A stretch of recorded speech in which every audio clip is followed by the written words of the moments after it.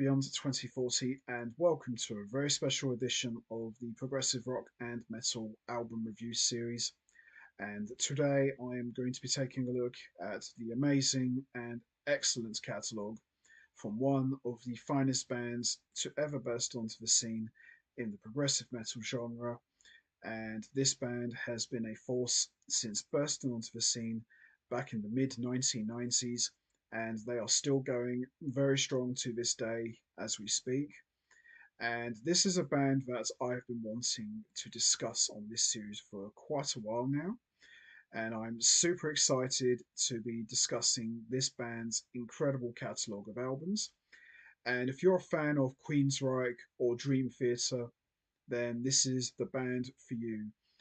They've done some excellent music, and what more can I say, really? For my money, they are one of the top bands in the progressive metal genre, and I've had the great pleasure of seeing this amazing band live on three different occasions, and they are one of the best live bands I have ever seen in my life. They really know how to put on a show, and they pack so much raw and power and energy into their playing and their overall performance.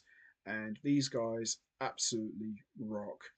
And the band that I am talking about needs no introduction whatsoever. I am talking about, of course, the one and only American progressive metal band, Symphony X. So, the first time I became aware of Symphony X was probably around the 2010s. So, that was the first time I became aware of Symphony X, and I've heard a couple of their albums, and I really liked what I heard. And they kind of reminded me a lot of Dream Theater and Yngwie Malmsteen's Rising Force. And I just thought they were an incredible band. They have that progressive metal quality to them combined with neoclassical, heavy metal, and of course the prog rock quality is there as well. But these guys, I think of progressive metal, I think of Dream Theater, Queensryche, you know, Evergrey, and Fate's Warning. I think of those bands, but Symphony X, they're right up there at the top with those great bands. And throughout their 30 plus year career as a band, they have done some incredible music. And Symphony X was formed in 1984 by guitarist Michael Romeo, who, by the way, is a fantastic guitar player. And Symphony X have had, no, they haven't really had that many lineup changes when you think about it. They've had two singers, couple of drummers, and a couple of bass players, but the lineup has, for the most part, remained pretty much the same.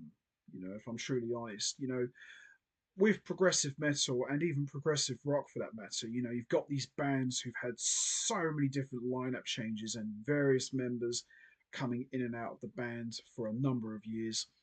With Symphony X, they haven't really had that many lineup changes. The core of the band has pretty much remained intact.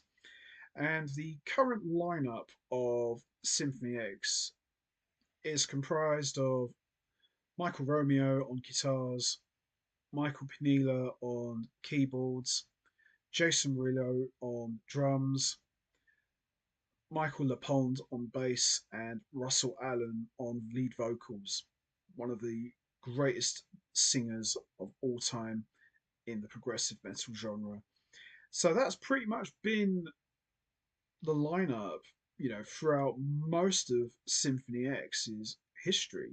As I said earlier, they haven't really had that many lineup changes. And they've got a very distinct sound. When you hear Symphony X, within 3 to 5 seconds it's them because they have a sound that is so recognizable and so unique. There are not many bands out there that sound quite like Symphony X. They are truly an amazing band, and they're in a category of their own. They're right up there at the top, as I mentioned, as one of the top progressive metal bands of all time. And as I said at the beginning, they are still going very strong to this day as we speak. And that for me is the classic Symphony X lineup.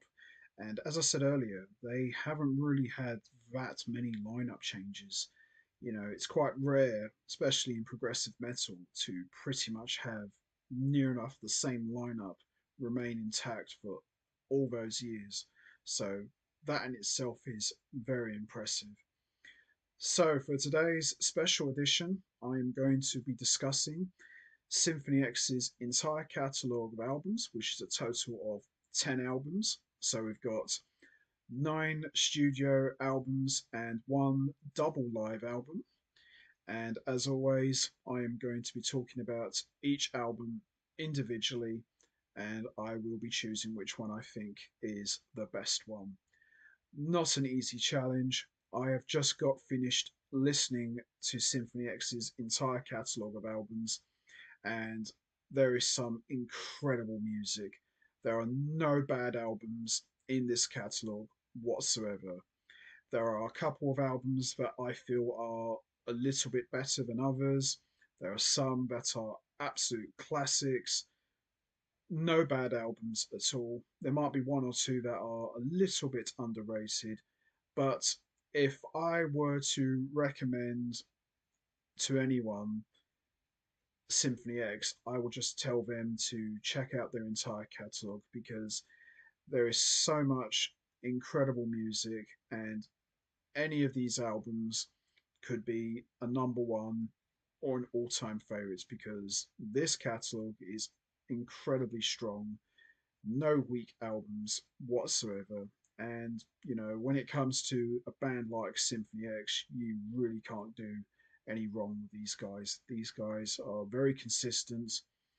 They always put out top quality music and they never short you of material. There is some pretty long songs on all of these albums, and I loved it. I just thought they had some really good stuff in this catalogue. So we're going to start with the first album, and this one came out in 1984, and it's self-titled, and this one is simply called Symphony X. So this is the band's self-titled debut album, and this album doesn't actually feature Russell Allen.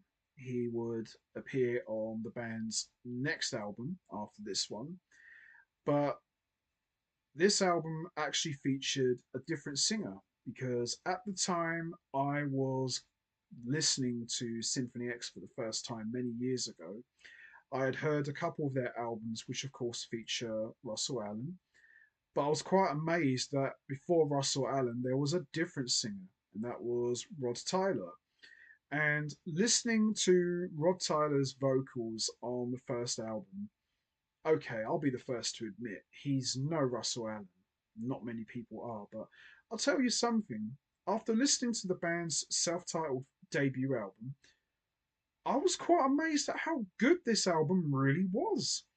You know, Rod Tyler, his singing voice, he was kind of like a mixture of Jolene Turner and Jeff Scott Soto, with a little bit of Jeff Tate in there. He's a really good singer. No, he's not Russell Allen, but he was not trying to be like that sort of singer. He was very much his own man. Obviously, you could tell that he was very heavily influenced by some of the great rock singers of the late 70s to the mid 80s. But I thought he really brought a rich AOR classic rock sort of style of singing to the music, and he's a really good singer. As I said, he's no Russell Allen, but I thought for what he did and his contributions to the band, I thought he did a really good job. Would I have liked to have heard another album from him, perhaps? I'm not too sure. Maybe, but everything worked out fine in the end anyway. But for the first album, Obviously, the better stuff would come straight after, but I'll tell you something, the first album is really good. It's a really good album. Doesn't really get talked about that much, which is understandable, especially when you got so many good albums that came straight after. But I'll tell you what, this is a really good place to start if you want to get into Symphony X's music. This is a really good, strong album, especially it's their first one. You know, most guys 95% of the time strike it lucky with their first album or sometimes their second album. But I'll tell you what, very good album, very enjoyable. So, a lot of the music is written and composed by the entire band. Obviously, Michael Romeo is the main composer. He writes pretty much most of the music, but it is a true band effort. Everyone creatively and works together collaboratively to produce, the album as a band. But it's really good. It's a very good, strong, solid album. So we've got Into the Dementia, which is more or less like a little intro. Then it goes straight into the Raging Seasons, which is a really good track. Then we've got Prima Notion, which is great. Masquerade is good. Abensby and the Rue is great. Shades of Grey, one of my favourite tracks from this album. It's a really good song. Taunting the Notorious is great. Rapture or Pain is great. Thorns of Sorrow is good. And A Lesson Before Dying, which is like a 12-minute epic. But top to bottom, very solid album. Great debut. Rod Tyler's singing voice is just all over this album. Michael Romeo's guitar playing is just fantastic. Really reminds me a lot of Yngwie Malmsteen, but wow, it's just a really good album. Think of early Dream Theater. That's what this album kind of reminds me of. When Charlie Dominici was in the band, like when Dream and Day Unite time. That's what this album reminds me of. But I tell you what, there is some great playing, some great vocals. There is a lot of power, a lot of rawness to the music, and it's just a good all round solid album. Very enjoyable. So, standout tracks for me are The Raging Seasons, Shades of Grey, Masquerade, Taunting the Notorious, Thorns of Sorrow, and A Lesson Before Dying. But overall, very good, solid album. Rod Tyler would leave the band shortly after this album due to creative differences. But I'll tell you what, for his first and only appearance with Symphony X, he kicked some ass. He done a really good job as Symphony X's singer. But wow, just a really good album. So there you have it. Symphony X, the band's self-titled album. Good strong start for one of the top progressive metal bands of all time. Really good album. Highly recommend you check this one out. Not an easy one to find, but if you can, go and listen to it. You'll be very surprised at how good this album really is. So there you have it. Symphony X. Great album. So we move on to the next album, and this one came out in 1985, and this one is called The Damnation Game. So The Damnation Game is the second album from Symphony X, and it features the first appearance of current singer Russell Allen, who replaces original singer Rob Tyler. And all due respect to Rob Tyler, who did a fine job on the band's first album. For me, this is the album that Symphony X really kicked off, and a lot of that is because of Russell Allen, who is the best singer you could ever ask and hope for this kind of music.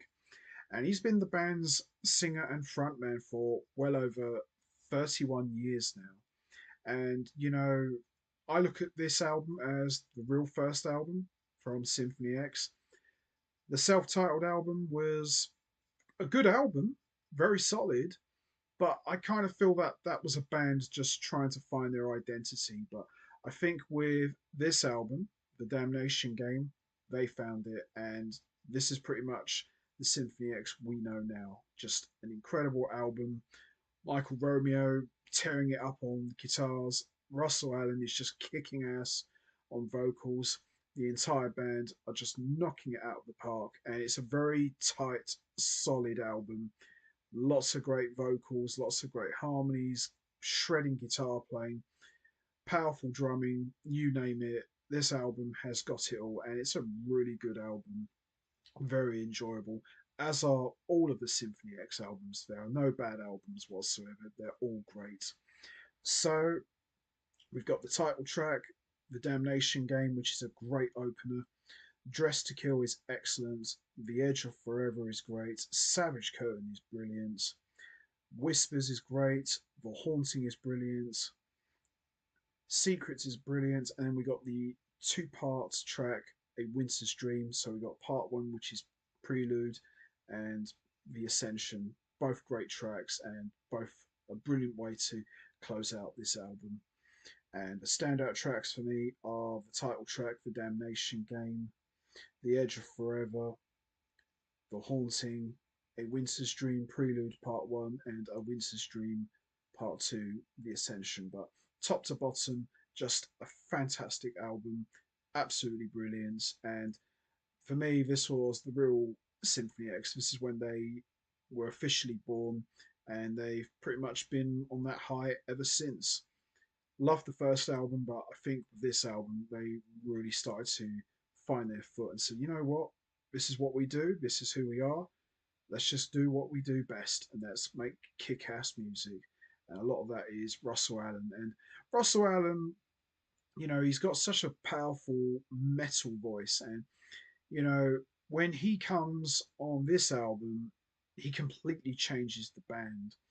And, you would almost forget that this was his first appearance. You would probably think that, oh, he's been in the band since day one. No, this is the second album. This is his first appearance, but he sings and sounds like he's been in the band forever. So it's a real testament to the kind of man that Russell Allen is and the kind of singer that he is. He's just a fantastic singer, and he's got a great voice and still sounds great to this day. That's incredible. He still sounds the same. He still sounds great on top vocal form. So there you have it. The Damnation Game. Excellent album. The first appearance of Russell Allen, who really helped set the tone for what Symphony X was going to be all about. Great album. So we move on to the next album, and this one came out in 1996, and this one is called The Divine Wings of Tragedy. Another great album from Symphony X, and just a real kick-ass album. Lots of great songs. Russell Allen on top form as always. Michael Romeo just tearing it up on the guitars. Everyone is just on top form. And like I said, no bad albums in Symphony X's catalogue whatsoever. And this album is really good, really enjoyable. Really reminds me a lot of Yngwie Malmsteen, as do a lot of these albums. But yeah, this is really good. I really enjoyed this one a lot. One thing I really wanted to highlight about Symphony X, aside from the great guitar playing and the tremendous keyboard work, I love the harmonies. I love how the way their vocals as a band all sound. And, Russell Allen, of course, he is the main frontman, he's the singer, but I just love the way how everyone's harmonies all blend together. It just really makes for a very majestic sound and almost a classical sort of style of singing. It's very operatic, but in a more of a rock traditional sense. It's just everyone just sounds excellent. So we got the opener of Sins and Shadows, which is excellent. Sea of Lies is great. Out of the Ashes is brilliant. The Accolade is great. Pharaoh is brilliant. The Eyes of Medusa is a brilliant track. The Witching Hour is great. And then we got the big 20-minute epic, which is the title track, The Divine Wings of Tragedy, which is excellent. And then we got Candlelight Fantasia. Just a fantastic album, top to bottom. Lots of great songs, kick-ass guitar playing, badass vocals, you name it, it's all here.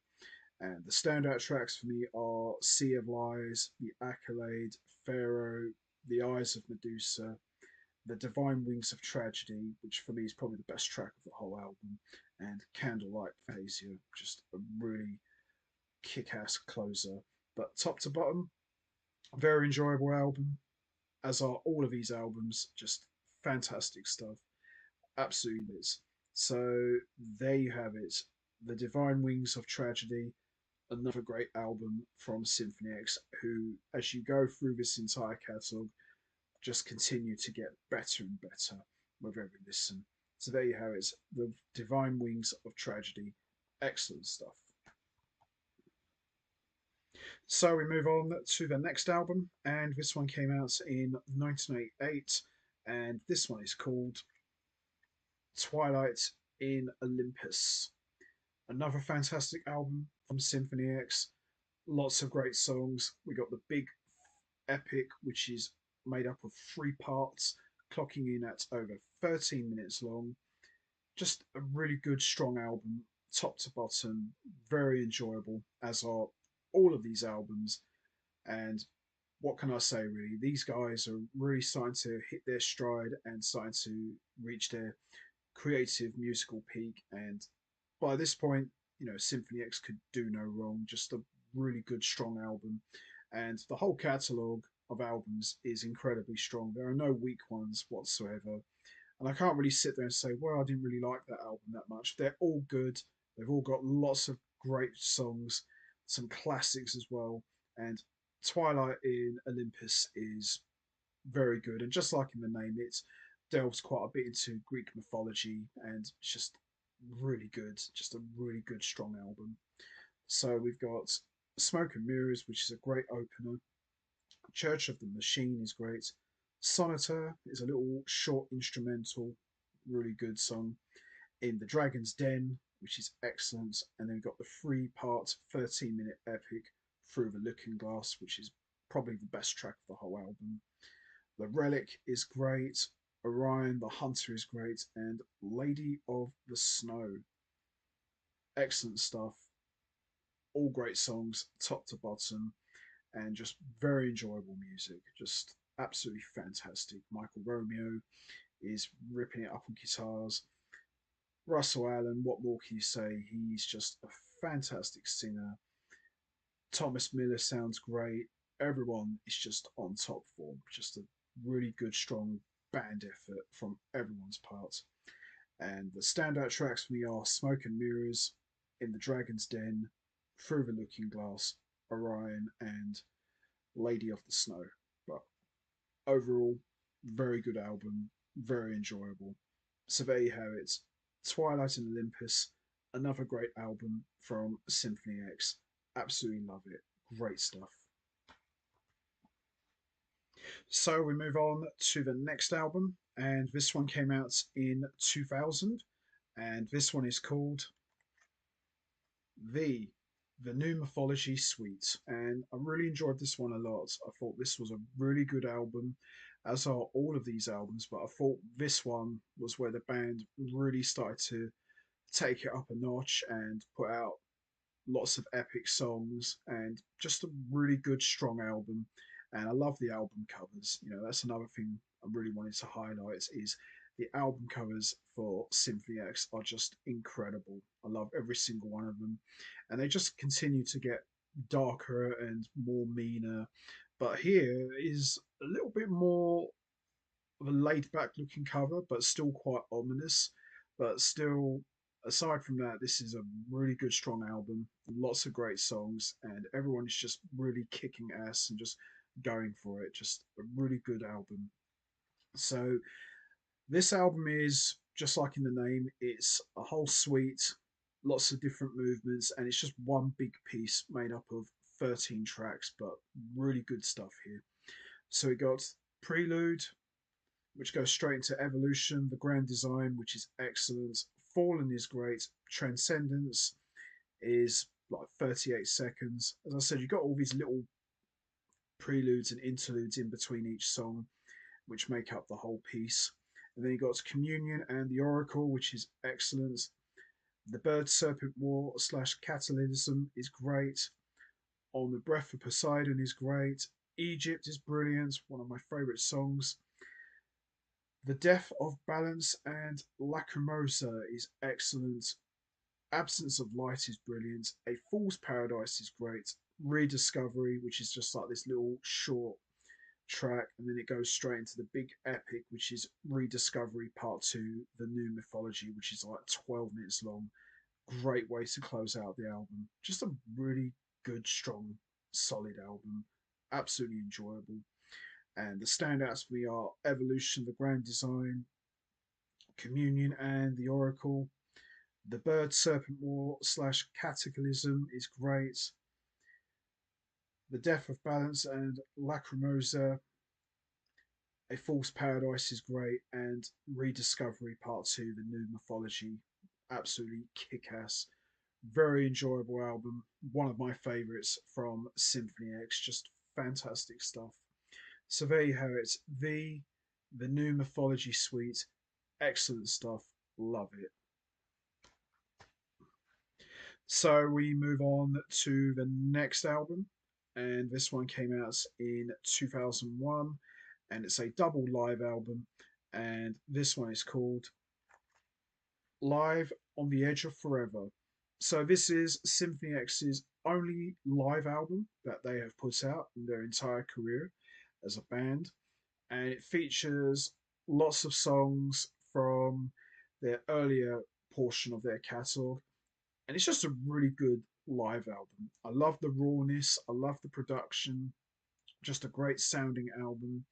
And I have said this before, there's something about, early live albums, especially around that time, around about the mid 90s to the early 2000s. I just thought they sounded really good. A lot of those live albums that came out from that time just sounded fantastic. And this album is no exception. It's just a really good, strong live album. And it's a shame because Symphony X are a really good live band, and it's quite shocking that this is the only live album they have ever put out in their entire career. We need to change that soon. We need a brand new live album. Come on, guys, let's get to it. New live album, up to date. Come on, let's do it. So, this is a double live album. So, on disc one, we got a prelude, and then we go straight into Evolution, the Grand Design, which is excellent. Fallen / Transcendency is great. Communion and the Oracle is excellent. The Bird Serpent War is great. On the Breath of Poseidon is great. Egypt is excellent. The Death of Balance / Candlelight Fantasia is brilliant. And then we got The Eyes of Medusa is great. And then on disc two, we've got Smoke and Mirrors is great. Church of the Machine is excellent. We've got the 14-minute epic Through the Looking Glass. And then we got Of Sins and Shadows is great. And then we got Sea of Lies is brilliant. And then the closer, The Divine Wings of Tragedy. Really good live album. It's a shame this is the only Symphony X live album, but I tell you what, it's their only live album, and it's a very good one. So standouts for me on disc one are Evolution, The Grand Design, The Bird Serpent War, Communion and the Oracle, The Death of Balance / Candlelight Fantasia, and The Eyes of Medusa. And the standouts for me on disc two are Church of the Machine, Through the Looking Glass, Of Sins and Shadows, and The Divine Wings of Tragedy. Excellent double live album. As I said, it's the only album that Symphony X have put out as a live recording, but it could very well be their best live album they have ever put out. So there you have it.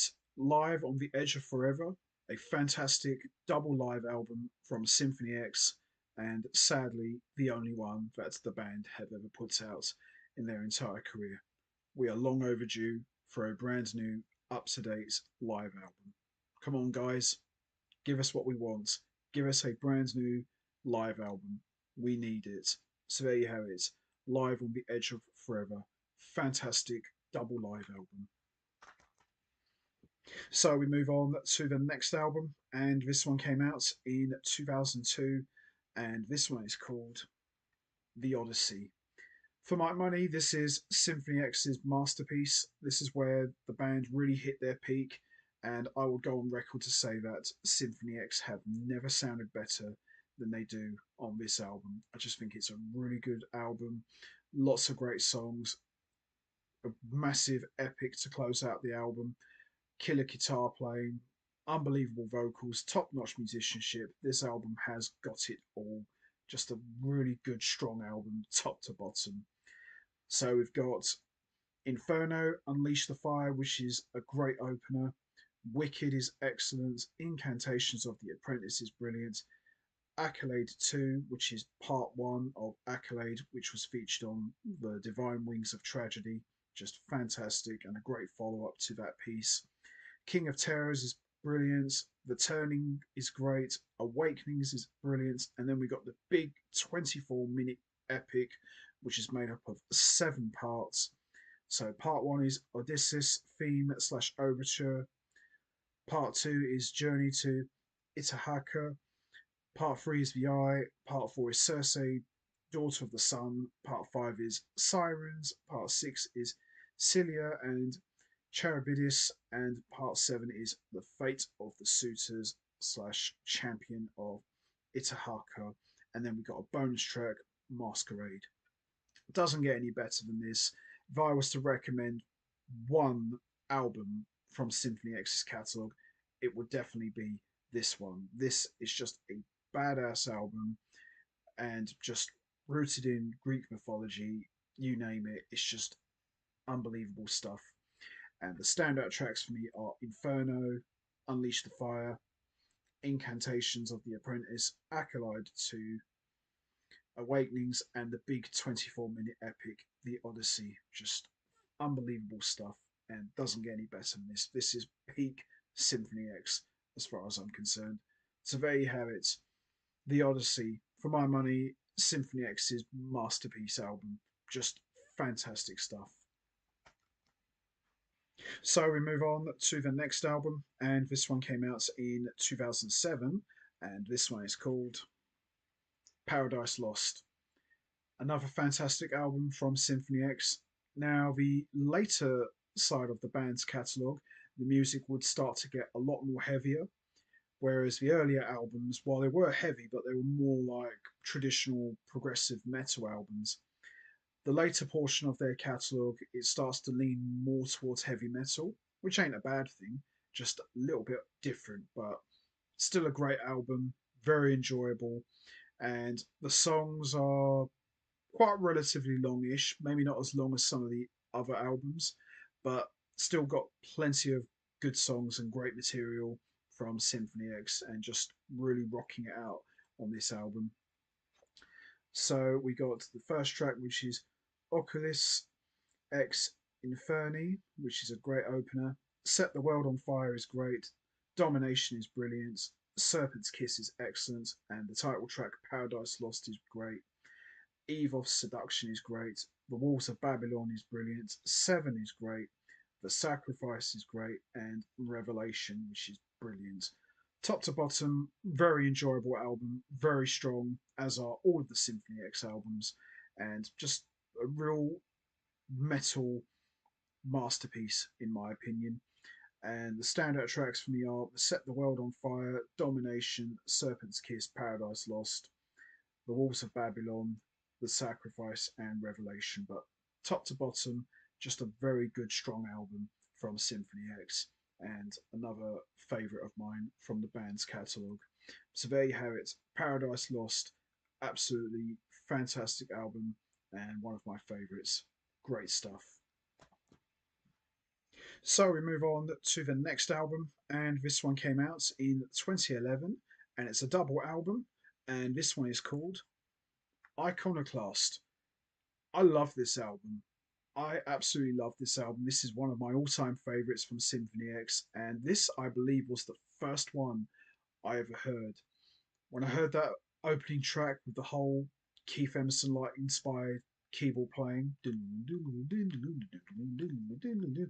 just absolutely blew me away. This was the album that really introduced me to Symphony X, and it stayed with me ever since. Just absolutely monstrous album.